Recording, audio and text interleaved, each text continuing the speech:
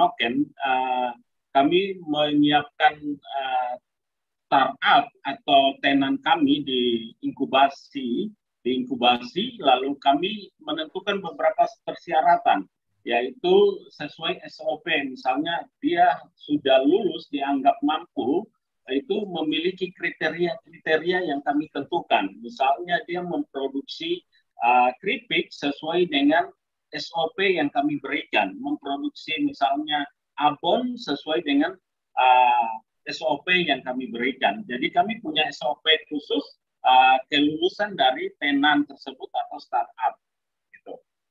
Ini salah satu startup kami atau tenan kami yang kami anggap sudah mampu, sudah lulus dari inkubasi, lalu mereka mengusahakan kegiatan mereka di luar dari inkubator atau inkubator Tepenoken. Nah, mereka melakukan misalnya ini Natalia ini dia orang asli Papua, dan dia punya nama usaha Nelceku.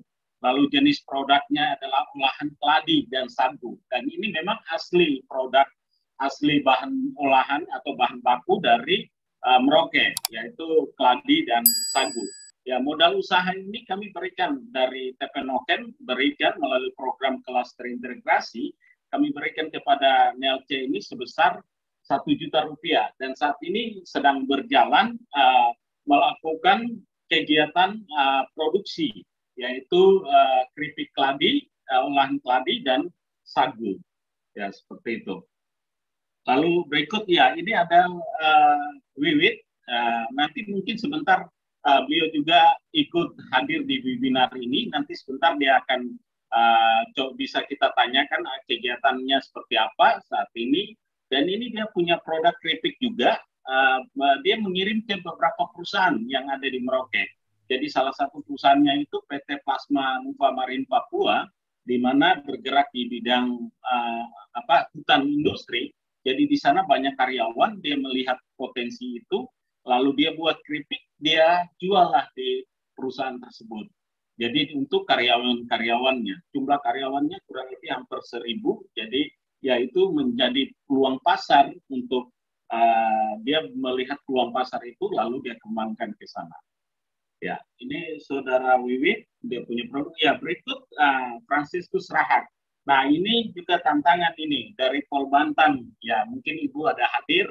Ya, ini salah satu wirausaha muda kami. Ya, kemarin dia tembus juga di Pol Banten, lanjut pendidikan di sana.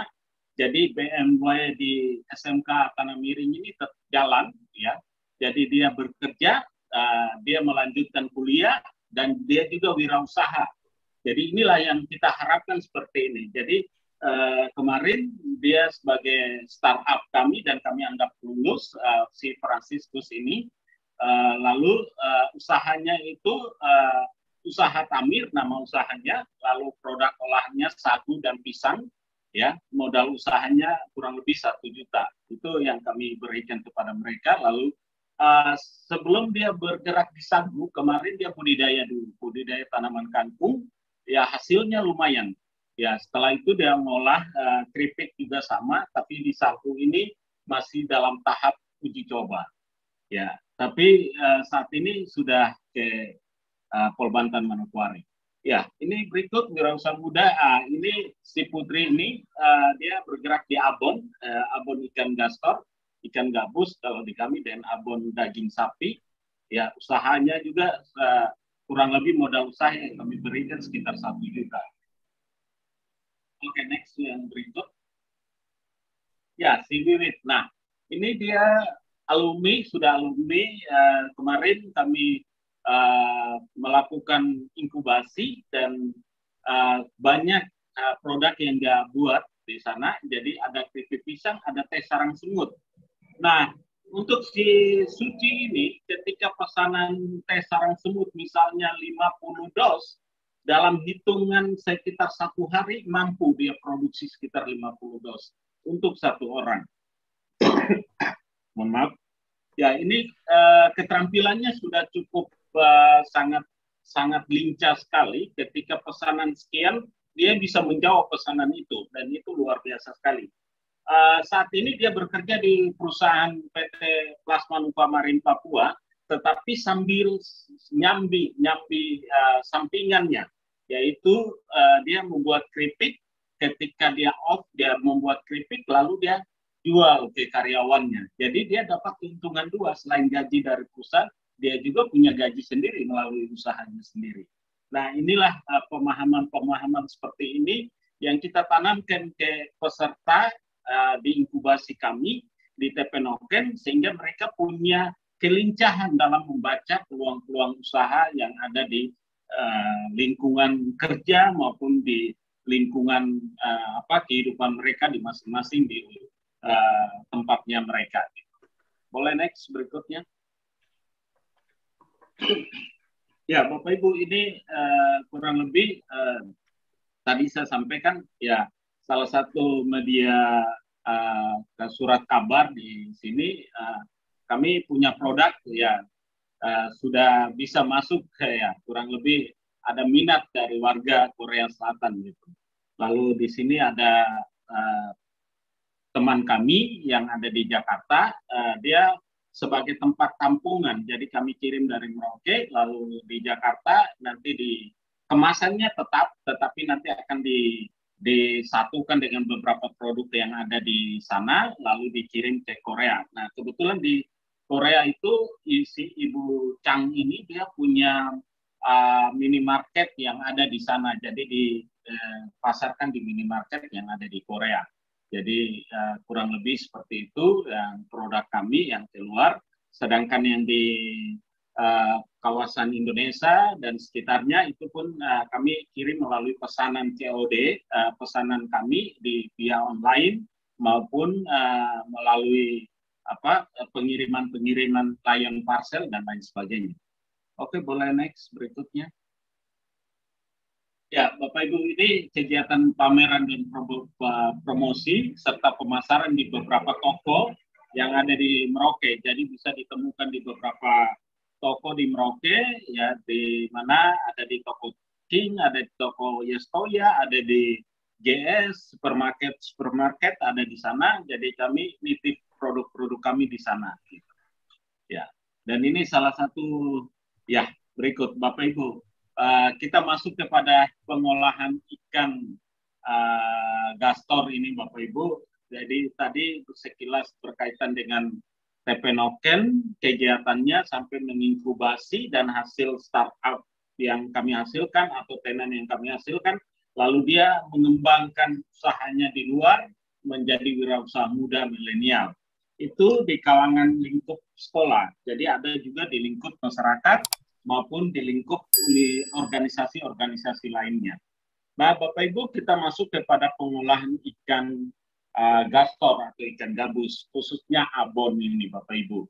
Nah, kenapa kami lebih tertarik mengangkat, ya banyak produk kami, ada teh sarang semut juga, tetapi kami melihat ikan gastor ini sangat potensinya sangat luar biasa sekali, bukan hanya berlimpah, tetapi ketika kami mengolah bahan ikan gastor, kami mendapat 4 produk dari sekali ngolah. Nah, ini yang tadi saya sebutkan tadi, apa saja yang kami dapatkan dari sekali kami mengolah ikan gastor ini, kami dapat 4 produk. Yaitu yang pertama kami dapat abonnya, tapi sebelum abon itu kita dapat namanya albumin ikan gastor. Ketika kami mengukus, dengan alat kukus yang memang dirancang untuk bagaimana supaya minyaknya itu tidak tercampur dengan air. Ya, ketika kami mengukus, kami mendapatkan yang namanya minyak albumin. Jadi tadi sama seperti proses pengolahan abon ya, untuk ikan, semua pasti tahu. Jadi bagaimana dibersihkan dari sisiknya, jeroannya semua dibersihkan, kepalanya semua dibersihkan, dibuang kepalanya, lalu kita cuci bersih, lalu kita rebus. Nah, rebusnya kami punya sekarang banyak alat yang untuk mengukus, maaf kami tidak merebus tapi mengukus dengan dandang yang memang sudah dirancang, jadi tidak tercampur dengan air dan minyak albuminnya. Lalu berikut setelah kami mengukus, hasil kami sudah dapat yang namanya albumin cair. Nah, setelah itu kami masukkan ke dalam pencacah daging. Ketika daging dicacah atau disuir-suir di halus, lalu disiapkan bumbunya. Setelah siapkan bumbu, lalu digoreng. Ya, setelah digoreng ini ada dua alat kami, yaitu yang manual sama yang otomatis. Jadi yang di bagian bawah itu ada alat penggoreng otomatis, ya, jadi tinggal dimasukkan minyak goreng dan itu lalu ditutup, sudah tinggal dibolak-balik, itu sudah dengan secara otomatis gitu. Jadi ada penggorengan yang otomatis, Bapak Ibu. Ya.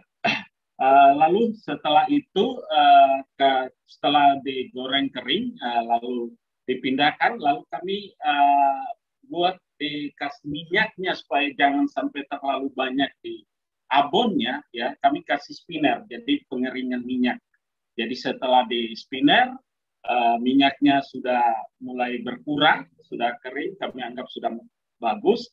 Lalu kami open lagi, dikasih panas dengan open. Setelah dikasih panas, dikeringkan di open, lalu dipilih kembali tulang-tulang, mungkin masih ada sisa-sisa.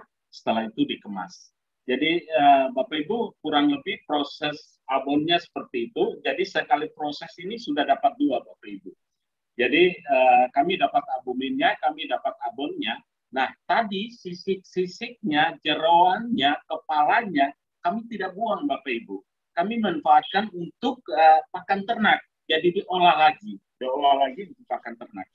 Nah, Bapak Ibu, ini salah satu albuminnya. Jadi tadi tahapan ketika mengukus, setelah mengukus kami dapat minyak albuminnya. Nah, ini kurang lebih wajannya atau dandang yang dirancang khusus seperti ini. Jadi minyaknya dia keluar melalui selang yang disambungkan ke luar gitu. Jadi selang inilah yang nanti akan keluar minyak albuminnya. Jadi tidak akan tercampur dengan air yang ada di dalam wajan pengukus tersebut. Dan sebelahnya itulah hasil dari albumin itu, minyak albumin dari ikan gabus atau ikan kastor. Ya, boleh next berikut. Ya, Bapak Ibu, setelah dari yang cair tadi, kami olah jadi agar-agar dalam bentuk agar-agar albuminku. Kenapa kami olah jadi agar-agar? Karena ketika orang melihat mencium minyak albumin ini kan ada sedikit amis dan lain-lain. Dan ketika orang minum dalam bentuk cair, ini kan anak-anak ya banyak yang nggak suka gitu. Nah kami coba untuk olah dalam bentuk menginovasi dalam bentuk padat, yaitu albumin agar-agar gitu. Albuminku dalam bentuk agar-agar. Namun kami tidak tambahkan air, hanya buat agar-agar dan minyak albuminnya. Lalu dicampur, lalu dicetak seperti itu. Setelah dicetak, lalu kami keringkan dengan menggunakan oven. Jadi bentuknya sudah dalam bentuk semacam ya gula-gula ya, permen gitu, semacam permen gitu. Ya next, itu untuk albumin. Ya, ini Bapak Ibu pengolahan dari tadi untuk limbahnya. Jadi tadi kita ambil dari alam, kembali lagi ke alam gitu. Jadi kita manfaatkan lagi untuk ini. Jadi limbah, semua limbah yang kami olah, kami tidak buang gitu. Jadi dari sisik, jeroannya, tulang-tulangnya, semua dari ikan tadi kami giling. Jadi kami giling, setelah giling itu sudah dapat halus, lalu kami jemur. Dia kami keringkan, setelah keringkan kami kemas. Jadi itu jadi pakan ternak gitu. Jadi tadi limbah dari ikan gabus tadi kami olah, sisiknya semua kami tidak buang, kami jadikan pakan ternak. Dan ini proteinnya sangat bagus sekali untuk ternak. Biasa kami gunakan kayak ternak ayam potong. Gitu. Oke, boleh next lagi. Ya, sebelum masuk ke sini, mungkin yang tadi pakan ternak. Jadi ada satu lagi. Jadi ketika kami mengolah ikan gabus, jadi kami dapat minyak albuminnya, kami dapat abonnya, kami dapat pakan ternaknya, dan juga kami dapat yang namanya dari minyak jelantah itu, hasil gorengan itu, ya kami olah jadi sabun cuci, bisa digunakan untuk sabun cuci kain lap dan lain-lain dari minyak jelantah tersebut. Nah, Bapak Ibu, ini saya menggambarkan sedikit tentang usaha dari ikan gastor ini. Saya ingat di beberapa daerah, misalnya di Thailand dan negara lain, kenapa barang mereka sangat murah-murah gitu. Ya, karena itu sekali produksi bisa mendapatkan 5-6 produk gitu. Satu bahan, tetapi sekali produksi itu bisa dapat 5-6 produk. Nah, inilah yang kami coba gali di Merauke dengan potensi alam yang ada di Merauke. Kami coba gitu dengan ikan ini.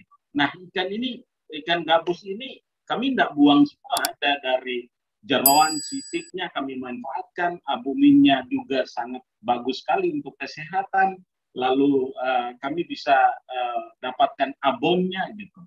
Jadi inilah tujuan dari apa yang kita lakukan, memanfaatkan potensi alam dan juga bagaimana mengembangkan produk itu menjadi beberapa produk yang unggul.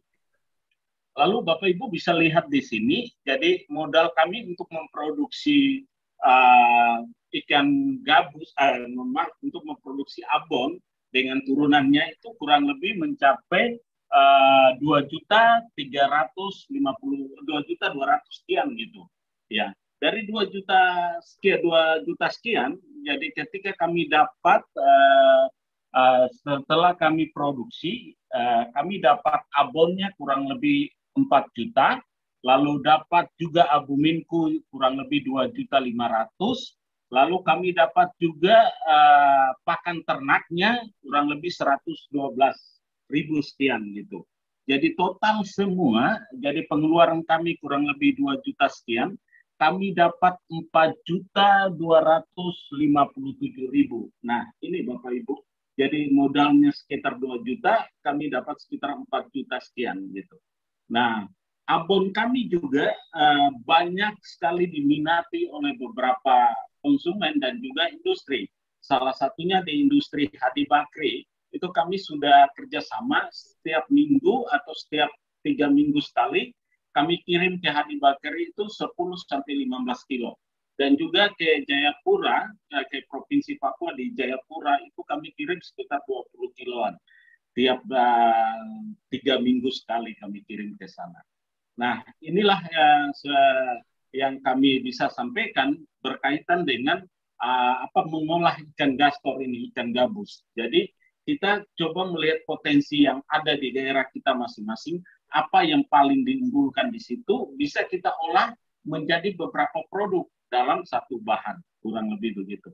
Jadi itu juga bisa menurunkan kita bisa mendapatkan biaya tadi yang kita sudah keluarkan dari produk-produk sampingannya ini, kita bisa menutupi biaya inputnya atau outputnya yang kita keluarkan gitu, seperti itu. Oke, next untuk berikut. Nah, ini Bapak Ibu, walaupun ada beberapa produk kami yang sangat sudah kami coba olah kurang lebih 10, namun ada beberapa kendala yang paling terberat memang apa yang sudah disampaikan tadi oleh Pak Subekti. Masalah yang dihadapi yaitu kalau khususnya kami di Papua itu terutama kepada transportasi, jarak tempuhnya itu cukup jauh sekali. Ya, dan biayanya begitu besar gitu. Ya, mungkin salah satu yang paling rasakan yaitu biaya pengiriman produk. Ya, kami mengirim produk ke beberapa daerah ini cukup berat dengan biaya yang begitu besar gitu. Apalagi kalau pesanannya tidak mencapai misalnya 10 piece, itu kami beratnya di ongkos. Ya, bahkan saya pernah mengalami sekali dan itu saya batalkan ketika pesanan sekitar 10 piece, ongkos kirimnya ke Pamekasan Madura waktu itu, dan itu biayanya kurang lebih mencapai 175.000 sekian gitu. Nah, kalau saya hitung dengan harga fixnya itu kadang tidak dapat gitu. Dan bahkan saya menyampaikan kalau bisa ya Ibu biaya pengiriman ini kita bisa bagi dua lah. Kalau hanya saya sendiri ya nggak mampu gitu. Ya, jadi hal-hal yang kami hadapi kurang lebih seperti itu. Ya, sarana dan prasarana juga ya tentu tidak sama dengan di daerah Jawa ya. Banyak banyak pilihan di sana, banyak pilihan, banyak teknologinya. Namun untuk sarana prasarana ini kami pun masih terbatas gitu. Dan juga modal usaha. Sebenarnya modal usaha ini tidak terlalu susah. Ya, ketika kita sudah membuktikan bahwa ketika kita punya produk, maka pihak-pihak terkait, misalnya bank dan juga investor lain, mereka bisa tertarik gitu. Kalau di bank kita punya produk, kita punya hasil jualan dan kita hitung misalnya per bulannya kita sudah tahu sekian, itu bisa diajukan untuk peminjaman seperti itu.